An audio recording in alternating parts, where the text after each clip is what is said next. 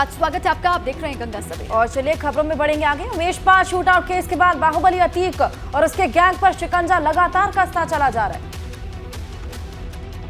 प्रयागराज में माफिया अतीक के करीबियों और मददगारों पर शिकंजा कसना शुरू हो गया है। सरकारी अमले ने 2 दिन का विशेष अभियान चला करके अवैध प्लॉटिंग और अवैध निर्माण करने वाले अतीक के गुर्गों पर कार्रवाई शुरू कर दी है। आज करेली इलाके के कई गाँव में अवैध निर्माण पर बुलडोजर गरजा।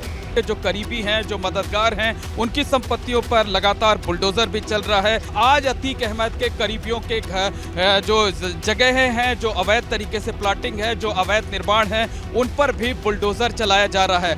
न सिर्फ अतीक के करीबियों पर एक्शन हो रहा है, बल्कि पुलिस विभाग में रहकर माफिया के संपर्क में रहने वालों पर भी कार्रवाई हुई है।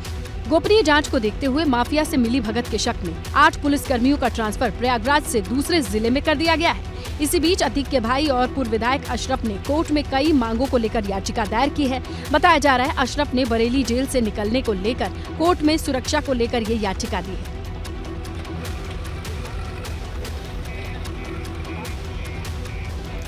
बाबा करौली संतोष भदौरिया के खिलाफ झारखंड के एक परिवार ने गंभीर आरोप लगाए। आरोप है कि झारखंड के रहने वाले मुरली महतो 22 जनवरी को बेटे के इलाज के लिए करौली आश्रम आए थे, लेकिन 27 जनवरी से मुरली महतो लापता हो गए, जिस पर करौली बाबा ने परिवार को 1.5 लाख रुपए का हवन कराने का मुरली महतो की वापसी की बात कही, लेकिन हवन कराने के बाद भी मुरली महतो वापस नहीं लौटे। इसी बीच वकील डॉक्टर देवेंद्र द्विवेदी ने करौली बाबा के खिलाफ शिकायत दर्ज कराई। देवेंद्र द्विवेदी ने करौली बाबा पर अशिक्षित और भोले भाले लोगों को भूत प्रेत के नाम पर बरगलाने का आरोप लगाया है। इधर पुलिस ने करौली आश्रम से डॉक्टर से मारपीट के केस में जांच तेज कर दी है। एडीसीपी साउथ अंकिता शर्मा ने बताया कि करौली आश्रम में काम करने वाले सभी लोगों के आपराधिक रिकॉर्ड की जांच की जा रही है। इस प्रकरण में सभी पहलुओं पर पुलिस गहनता से जांच कर रही है। आसपास के सभी सीसीटीवी फुटेजेस देखे जा रहे हैं और आसपास के लोगों से भी बात की जा रही है। वहाँ जो कर्मचारी काम करते हैं उनसे भी बात की जा रही है और भी अन्य कई पहलुओं पे जांच की जा रही है। जो वादी पक्ष के द्वारा जो साक्ष्य दिए जा रहे हैं उनकी भी गहनता से जांच की जा रही है। फिलहाल पुलिस डॉक्टर से मारपीट करने वाले लोगों की पहचान कर रही है। माना जा रहा है कि जल्द ही आरोपियों की गिरफ्तारी हो सकती है। कांग्रेस नेता राहुल गांधी की लोकसभा सदस्यता पर कोर्ट के एक फैसले के बाद संकट के बादल मंडराने लगे। इधर आज कांग्रेस दिल्ली में बड़ा प्रदर्शन करने जा रही है। 2019 में कर्नाटक की एक चुनावी जनसभा के दौरान प्रधानमंत्री नरेंद्र मोदी के सरनेम को लेकर विवादित टिप्पणी की थी। राहुल गांधी ने कहा था, क्या सभी चोरों का नाम मोदी होता है? इसी बयान के खिलाफ भाजपा विधायक पुणेश मोदी के मानहानि केस में सूरत कोर्ट ने राहुल गांधी को 2 साल की सजा सुना दी है। कहते हैं कि राहुल गांधी को कंप्लीट फ्रीडम दिया जाए, वो गाली पढ़ते रहे, ये तो नहीं हो सकता। अगर देश में कानून का राज है तो कानून का राज चलेगा। राहुल गांधी को सजा का ऐलान होते ही देश भर में कांग्रेस कार्यकर्ताओं ने विरोध प्रदर्शन शुरू कर दिया। सूरत के फैसले पर प्रियंका गांधी ने मोदी सरकार पर हमला बोलते हुए ट्वीट किया, डरी हुई सत्ता पूरी मशीनरी साम दाम दंड भेद लगाकर राहुल गांधी जी की आवाज को दबाने की कोशिश कर रही है। के बाद सेशंस कोर्ट ले जाएंगे इसको और उसके ऊपर भी कई अदालतें हैं। ये गलत निर्णय है, कानून में इसका समर्थन नहीं किया जा सकता और हम आश्वस्त हैं कि जल्द से जल्द इस विषय में हमारे पास एक सकारात्मक निर्णय आएगा।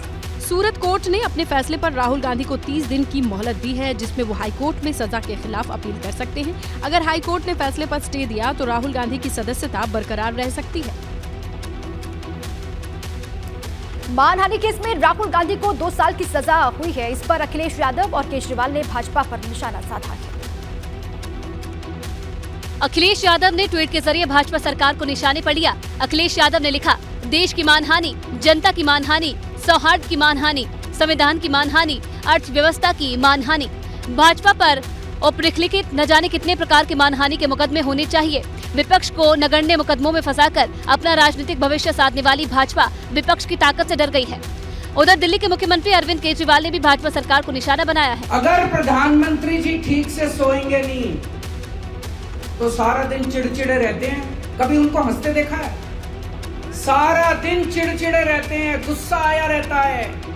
इसको जेल में डालो, इसको जेल में डालो, उसको जो सवेरे से शाम तक बस जेल में डालो, जेल में डालो, जेल में डालो। इस बीच कांग्रेस के कार्यकर्ता पूरे देश भर में प्रदर्शन कर रहे हैं। राहुल गांधी को 2 साल की सजा होने पर लखनऊ में कांग्रेस कार्यकर्ताओं ने जोरदार प्रदर्शन किया। लखनऊ में कांग्रेस नेता और कार्यकर्ता हाथों में राहुल गांधी की तस्वीर लेकर सड़क पर ही धरने पर बैठ गए हैं। क्या अखिलेश यादव थर्ड फ्रंट की ओर से प्रधानमंत्री पद के दावेदार होंगे? इस सवाल पर अखिलेश यादव ने स्थिति पूरी तरह से साफ कर दी। एबीपी गंगा से बातचीत में अखिलेश यादव ने साफ लफ्जों में कहा, उनका लक्ष्य भाजपा को केंद्र की सत्ता से हटाना है। यूपी में सभी सीटों पर भाजपा को हराना है। वो प्रधानमंत्री के दावेदार नहीं हो सकते। हम फेस नहीं हो सकते। हमारा समाजवादियों का काम है उत्तर प्रदेश से भारतीय जनता पार्टी को हटाना। अखिलेश यादव का ये बयान तब आया जब दिल्ली में कांग्रेस अध्यक्ष मल्लिकार्जुन खड़गे की अध्यक्षता में हुई विपक्षी दलों की मीटिंग सपा के राष्ट्रीय महासचिव रामगोपाल यादव भी मौजूद थे। माना जा रहा है अब कांग्रेस से दूरी बनती दिख रही है। समाजवादी पार्टी ने नए विकल्पों पर विचार करना शुरू कर दिया है, क्योंकि 2 दिन पहले सपा विधायक रविदास मेहरोत्रा ने साफ लफ्जों में कहा था उनकी कोशिश अखिलेश यादव को प्रधानमंत्री बनाने की है। केंद्र में गैर भाजपाई सरकार बनाने के लिए रणनीति तय करेगी। देश में महागठबंधन बनेगा। समाजवादी पार्टी उसमें सबसे बड़ी पार्टी होगी और अखिलेश यादव जी देश के अगले प्रधानमंत्री हों, ये हम लोगों का प्रयास है। मतलब ये अब समाजवादी पार्टी सियासत में बन रहे नए समीकरणों और संभावनाओं की ओर देख रही है। सपा अध्यक्ष अखिलेश यादव और डिप्टी सीएम केशव प्रसाद मौर्य के बीच में एक बार फिर से जुबानी जंग तेज हो गई है। दरअसल सपा अध्यक्ष अखिलेश यादव ने दावा किया है कि डिप्टी सीएम केशव प्रसाद मौर्य की कुर्सी खतरे में है। भाजपा में केशव प्रसाद मौर्य की बेइज्जती की जा रही है।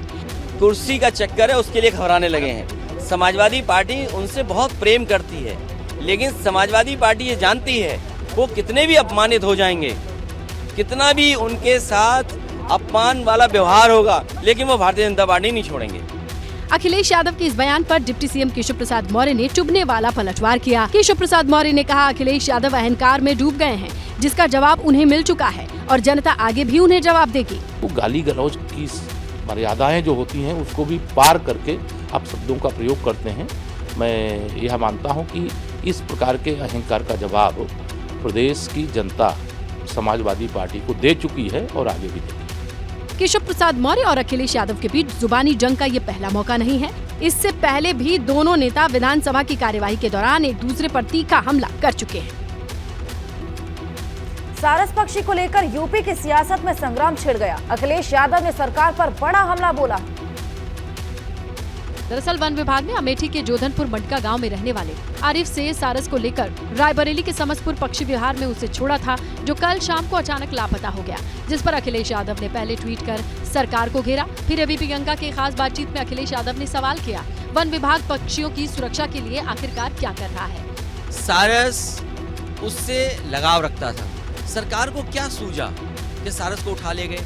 अगर उठा ले गए थे तो जिम्मेदारी सरकार की बनती है, वन विभाग की बनती है। अखिलेश यादव के इन आरोपों पर उप मुख्यमंत्री ब्रजेश पाठक ने तीखा पलटवार किया है। सारस को लेकर इतना क्यों वो सरकार को घेर रहे हैं? और कोई काम करो भाई, प्रदेश को आगे बढ़ाने में चर्चा करो। इसी बीच समस्तपुर पक्षी विहार की ओर से पुष्टि की गई, सारस को ढूंढ लिया गया, उसकी लगातार मॉनिटरिंग की जा रही है। सुबह निकला यहाँ से 9 बजे, जब अपनी सारस की आवाज सुनी तो यहाँ कैंपस में था, तो उड़ के वो उस साइड चला गया। फिलहाल सारस को आधार बनाकर सियासी संग्राम जारी है।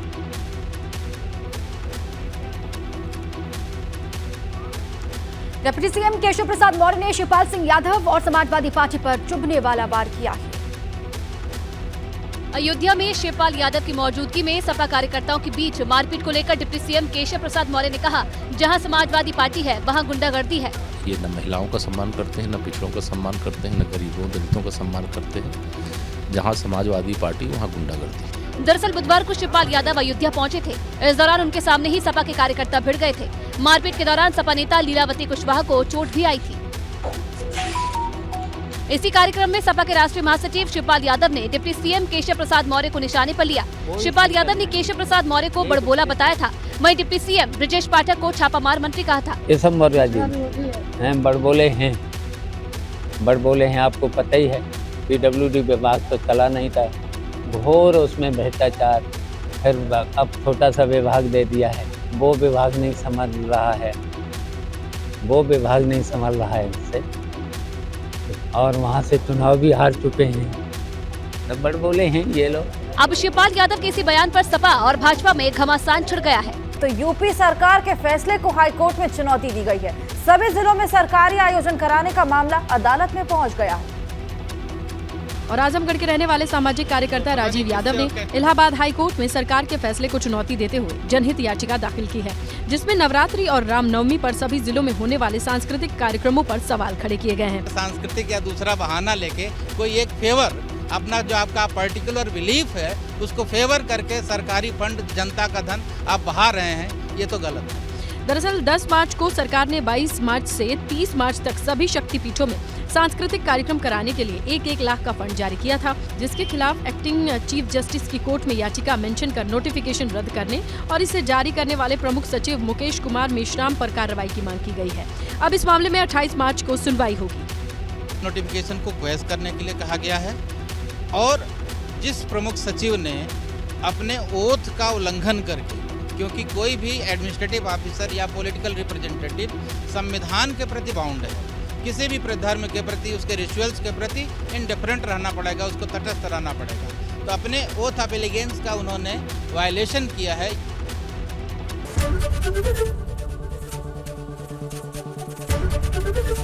एबीपी गंगा, खबर आपकी, जुबान आपकी।